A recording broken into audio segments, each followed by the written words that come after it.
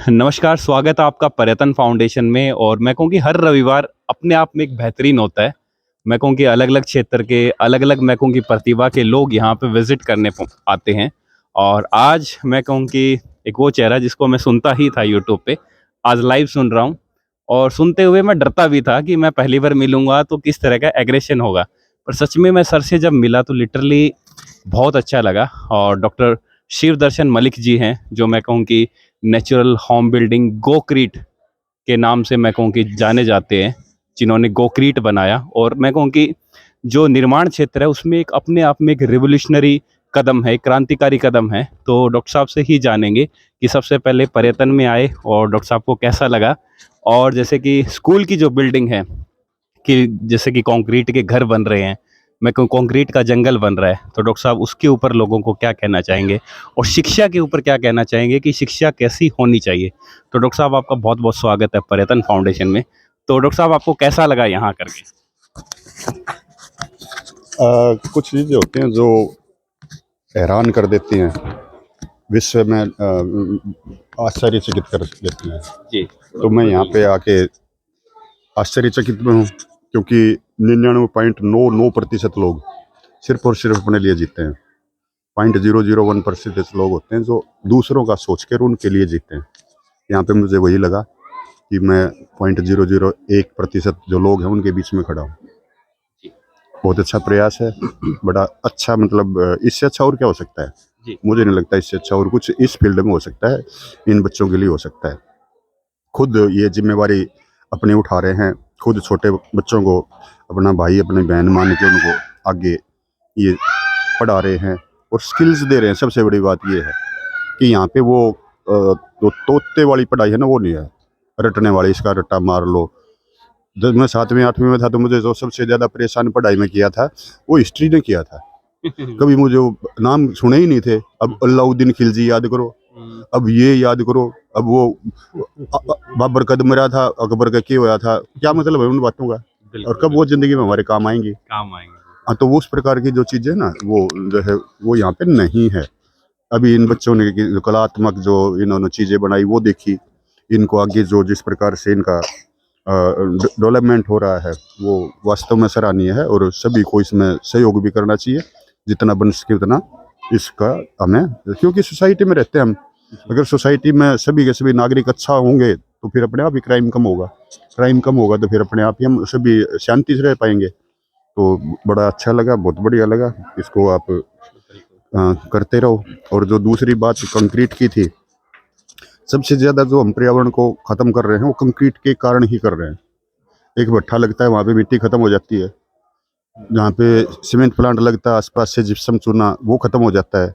अब मेरा घर यहाँ पे बनेगा और ज़मीन कहाँ पे काटी जाएगी? तमिलनाडु में, क्योंकि मुझे सरिया चाहिए और सरिये के लिए हरियाणा में तो आयरन ओर नहीं है, राजस्थान में भी नहीं है, मध्य प्रदेश में भी नहीं है, जाके तमिलनाडु में है।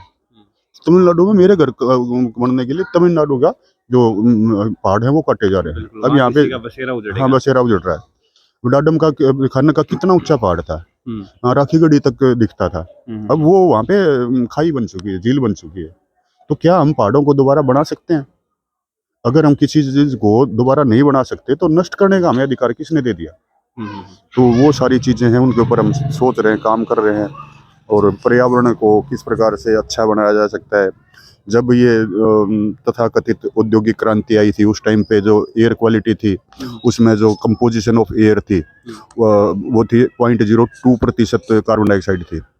आज हमने जो 1881 से आज 2024 है, इन 19 और 140 साल में वो कार्बन डाइऑक्साइड मात्रा हम जो है 450 कर चुके हैं। जो 280 ppm थी वो 450 ppm कर चुके हैं। ऑक्सीजन को खत्म करते जा रहे हैं और कार्बन डाइऑक्साइड को बढ़ाते जा रहे हैं। तो इसके अंदर सबसे बड़ा जो रोल है वो हमारे घरों का है, हमारी लाइफस्टाइल का है। तो हमें अपने घर भी बदलने होंगे। और मुझे बड़ी खुशी है कि 2030 के बाद हमें नेट जीरो कार्बन लाइफस्टाइल की ओर जाना है। वर्ल्ड मैंडेट इस तरफ हो चुका है। तो 2030 के बाद तो ये चीज़ आएंगी, लेकिन उससे पहले अगर हम इसको बदलाव ले कर पाएँ तो और भी अच्छा होगा। आपने बुलाया, आपने समय दिया, इसके लिए आप लोगों का भी धन्यवाद। जी।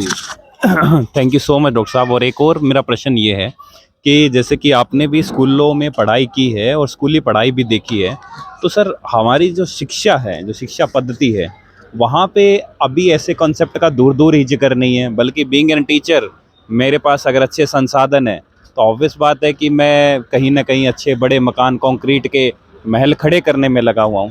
तो डॉक्टर साहब, जो शिक्षा, जो स्कूली शिक्षा है, उसके ऊपर आप क्या कहना चाहेंगे कि क्योंकि उस पर कहीं बात ही नहीं हो रही है। आप लोग एफर्ट कर रहे हैं, सरकारें हैं या टीचर्स हैं, स्कूली बच्चे हैं, जब तक हम इनको नहीं सिखाएंगे 2030 के बाद तो ये लोग आएंगे आगे। मेरा सौभाग्य ये रहा कि मैं उस प्राचीन गुरुकुल पद्धति में भी पढ़ा जहाँ पे हमारे लिए समाज कुछ करता था। गेहूँ समाज हमें देता था, लस्सी हम मांग के लेके आते थे, हम अपना खाना खुद बनाते थे, अपने कपड़े खुद साफ करते थे, अपने गुरुओं को भोजन हम कराते थे, अपने गुरुकुल की बिल्डिंग की सफाई हम करते थे। तो वो सारा हमारे को बचपन से ही हाथ से काम करना सिखा दिया गया था, क्योंकि हम गुरुकुल में पढ़े थे। उसके बाद फिर हमने वो कन्वेंट एजुकेशन भी देखा, जहाँ पे बच्चे को स्पून फीडिंग करवाई जाती है। बस तुम टाई लगा लो और यहाँ पे बैठ जाओ, हम तुम्हें चम्मच से खिलाएंगे। फिर वो अपने प्रोडक्ट्स भी उनको देते हैं, ड्रेस चेंज कर दी जाती है कि बचपन से ही ये पहनने लग जाएं, हैबिट्स चेंज कर दी जाती हैं, उनकी लाइफस्टाइल चेंज कर दी जाती है। हम तो जब कॉलेज में थे उस टाइम तक, जाट कॉलेज रोहतक में, मेस के अंदर चले गए थे, हमने चम्मच की डिमांड कर दी थी तो हमें डांट मिली थी। राम ने हाथ क्या खतरे दे रखे हैं, चम्मच भाव है तुमने। तो ये जो मिनिमम रिसोर्सेज के साथ बेस्ट लाइफ जो है वो हमने देखी है। आज है ना, मैक्सिमम रिसोर्सेज के साथ वर्स्ट लाइफ हम जी रहे हैं। रिसोर्सेज तो मैक्सिमम यूज कर रहे हैं और हमारी लाइफ कुछ भी नहीं है। सुबह उठने के बाद हमें ये नहीं पता होता अब क्या करें, बस भाग लो और आगे भाग लो, ये कर, भाग लो, कागज इकट्ठे करने में लगे हुए हैं।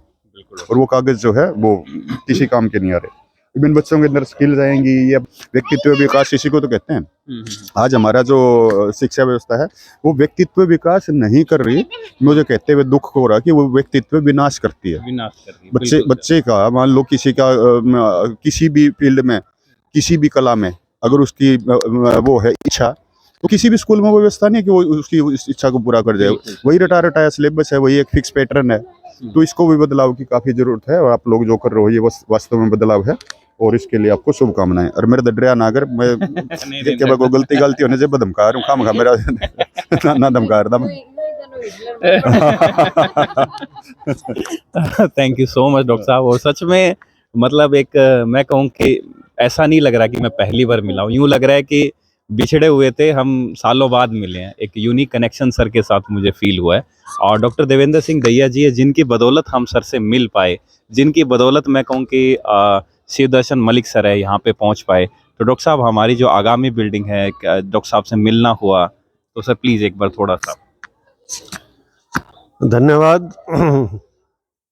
हम डॉक्टर शिवदर्शन मलिक के सेंटर पे गए थे जहाँ पे ये ट्रेनिंग देते हैं गोक्रीट बनाने में।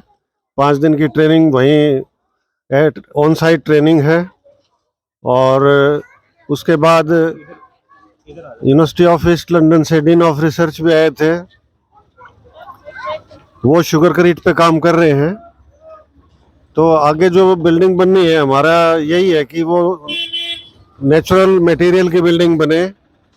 और हम डॉक्टर शिवदर्शन मलिक का धन्यवाद करते हैं कि उन्होंने आज समय निकाला और इनसे आगे जो गाइडेंस है वो हम लेंगे और समय समय पे एक स्टूडेंट्स को भी वहाँ ट्रेनिंग के लिए लेके जाएंगे। देखते हैं आगे क्या क्या प्लानिंग बनती है इनके साथ। और अनिल इसको चेकआउट करेगा सारा। Thank you. Thank you so much doctor साहब। और डॉक्टर साहब के ही मैं कहूँ कि जहाँ पे काम रोनी है वहीं पे मैं कहूँ कि कार्यरत है, सीखने में कार्यरत है। और सर ने जैसे बताया कि रोनी ने बिल्कुल नेचुरल तरीके से लाइफस्टाइल जी रहे हैं और बिल्कुल नहाए धोए लग रहे। पर मैं बता देता हूँ, रोनी ने पिछले 1 महीने से कोई शैम्पू और साबुन यूज़ नहीं किया और सर भी यूज़ नहीं करते हैं। तो रोनी, आपका कैसा एक्सपीरियंस रहा है? जैसे कि डॉक्टर साहब ने बोला, डॉक्टर साहब की तो वाइब्स ही अलग है, तो आपको कैसा एक्सपीरियंस है बीइंग एन यूथ? आप बताइए, क्योंकि बहुत सारे यूथ है वो इन चीज़ों को छोड़ नहीं पाते। तो मेरा एक्सपीरियंस ऐसा रहा है कि एक तो जो दिनचर्या जो मैं चाह रहा था लाइफ में कि मुझे सुबह उठने के बाद कुछ काम मिले, तो सुबह उठते सबसे पहले गायों का काम है, उसके बाद बाकी खेत का काम, पानी लेके आना, फिर बाकी जो नेचुरल बिल्डिंग का काम है, फिर दोबारा से गोबर पाथना, गोबर इकट्ठा करना, उसको पाथना कैसे है, फिर उसके जाके उसको सुखाना कैसे है, चूल्हा कैसे जलाना है, दलिया कैसे बनाना है गाय के लिए। तो ये जो पूरी दिनचर्या है, ये मुझे ऐसा लगता है कि मेरी लाइफ फुलफिलिंग हो रही है। और जो कि इस कामों में मुझे बचपन से रुचि थी, बट जो अपना समाज होता है वो तुम्हें रोकता है कि अरे ये अनपढ़ों वाले काम मत कर, ये गांव वालों जैसे काम मत कर। तो अब मुझे महसूस हो रहा है कि हमारे गांव वाले श्रेष्ठ ही थे और हम शहर वालों ने सोचा कि वो कुछ बेगुजरे लोग हैं और हम महान हो गए हैं। तो मेरी सारे जो मैं इतने सालों से ब्रेन वॉश्ड जो स्कूलिंग सिस्टम ने मुझे कर दिया था, वो अब सारी भ्रांतियां मिट चुकी हैं मेरी। बिल्कुल और देखिए अब आगे क्या और निखार आता है, आपको पता चलता रहेगा। बिल्कुल। और मैं बता देता हूँ कि एक यूथ होने के नाते एक ऐसे घर से होना कि संसाधन संपन्न है, कनाडा में अच्छी लाइफ जी रहे थे और बहुत सारे लोग अभी संघर्ष कर रहे हैं कि मैं कनाडा जाके जीवन जीऊँ। पर देखिए कि किस तरीके से मैं कहूँ कि जो नेचर के साथ जीने का जो मज़ा है वो अलग ही है। और एक लड़का, एक जवान लड़का बोल रहा है कि मैं गोबर पाथ रहा हूँ। अगर ये बात समाज में कहीं बोलते हैं तो शायद लोग मजाक उड़ाते हैं, पर मैं कहता हूँ कि सच में जैसे कि बताया कि एक घिसी पिटी शिक्षा प्रणाली है, इन सब ने ये भ्रांतियां पैदा की है। और मतलब एक यूथ, जब एक युवा इस डगर पे निकल पड़ता है तो कहीं ना कहीं माँ के मन में भी बड़ी मतलब माँ भी विचलित होती है। पर इनकी माँ तो अपने आप में एक आयरन लेडी है। तो इनकी माता जी है, डिम्पल चहल जी हैं, तो इनसे एक बार पूछते हैं कि आपका बेटा ये बोल रहा है कि मैं गोबर पाथता हूँ, मैं खेत में पानी लेके आता हूँ, आप पढ़े लिखे हैं और अच्छे संसाधन संपन्न परिवार से, तो एक माँ के मन में अब कैसा, एक ऐसी भावना है? इसमें कोई दो राय नहीं है कि एक माँ के हिसाब से तो मेरे को बुरा लगा था, क्योंकि मैं और बच्चों को देखती थी गाड़ी में और ये सब चीजें। पर फिर मेरे को धीरे धीरे जब ये वहां गया, फिर मैंने इस बच्चे के पिछले टाइम को देखना, महसूस करना शुरू किया कि वाकई में इसको खुशी इस चीज से मिलती है। पे गुस्सा नहीं आएगा कहाँ ना बुला लिया मेरे बच्चे को? मैं वो क्या करूँ ना, आप वर्गे मानस टोए लिया करें तो गंगा जी के घाट पे। तो मतलब मेरे को वो अब मैंने ऊपर वाले पे छोड़ दिया कि जो ये बच्चा चाह रहा था ना वो ये लाइफ में कर रहा है।